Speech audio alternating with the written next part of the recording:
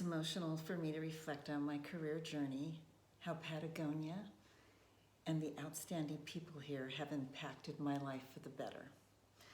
Back when I was Karen Miller and I first sought an interview at Lost Arrow, I was drowning and fragile.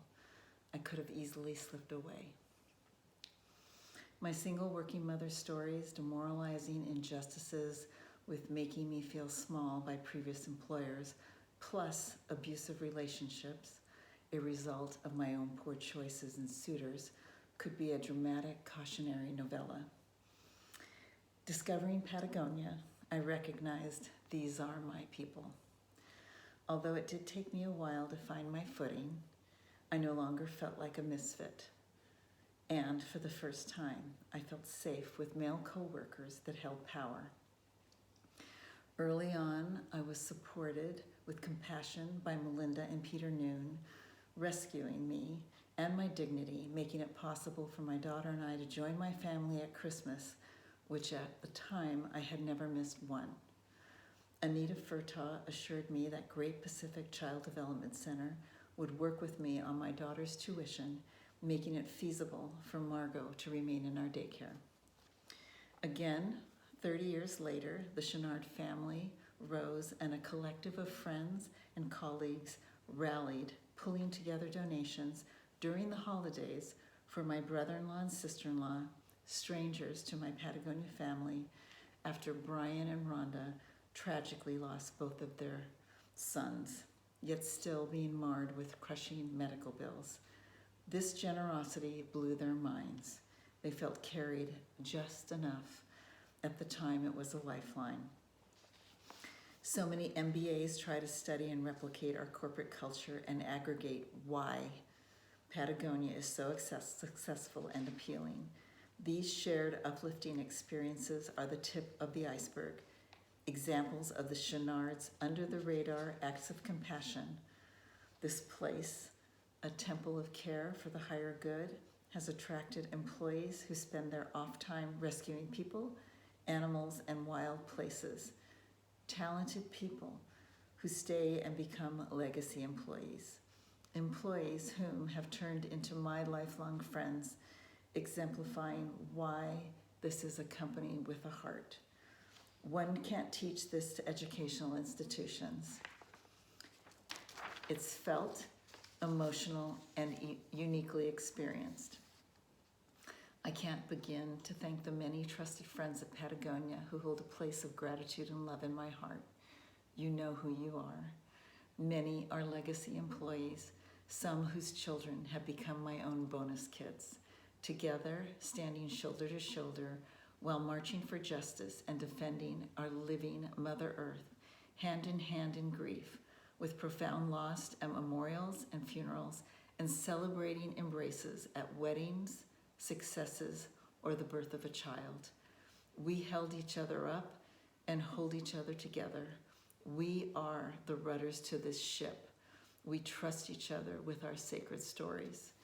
Yvonne and Melinda and all those Melindograms were foundational, giving me a framework of confidence, courage, and education to speak out and protect Ventura's open space and our community. This place made sense to me in my quisquilloso sensibility. That's El Salvadorian slang for anal retentive.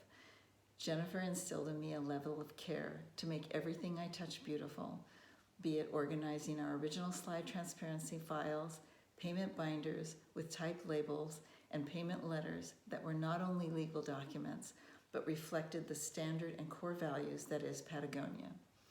I learned to be an effective communicator, and when handing off a project, completing details in earnest so that I wasn't creating more work for the next person. Toni Morrison says, whatever the work is, do it well. Not for the boss, but for yourself. That being said, I often proclaim that I work for the Chenards, not just the brand. I witnessed Jennifer and Rick Ridgway's devotion to each other and their children, Yvonne and Melinda's devotion to each other, their family, to all of us, and their commitment to save our home planet.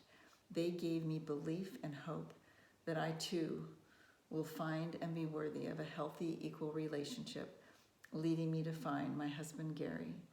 They affirmed that collectively our voices are powerful ones. Jane, my work wife, spending more hours in the day with you than my own family. You were my angel water wings that kept me afloat with your kind, compassionate wisdom, support, and friendship. We have an irreplaceable bond, and you remain my best friend at Patagonia. Although not physically here, I know Jennifer Ridgway is celebrating with me. She hired me into the photo department where my career really started, and I started to grow into the woman I've become. I've worked so very hard, half my life on both. There's an old African proverb that says, if you want to go quickly, go alone. If you want to go far, go together. Jennifer Ridgway, Jane Sievert, and Melinda are the most influential women of my career. I certainly would not have gone far without them, or experienced the joy of being here, a place with purpose without all of you, too many to mention by name. I've also had the honor of working with the most talented photographers in the world. When I was art buyer for over 30 years, I secured the uttermost coveted image licenses and collections in the industry at a respectful rate and within budget. I've also mentored those above me to be budget smart when it came to seeking photo stock agency services. As John Russell, the first photographer I ever sent products to, continues to say to this day, it's all about the relationship. A devoted career is a long arc. Yes, there were times when I was treading water, and you will too. However, like Dory from Finding Nemo, with honest hard work, dedicated determination, I just kept swimming. Keep swimming. Living a life with dignity, principle, and purpose is worth the investment, as are all of you. I never forget a kindness. With my belief in reciprocity, I can only hope I gave back to you, to this company, as much as I've received. I extend my deepest, most heartfelt gratitude. I fell in love with so many of you.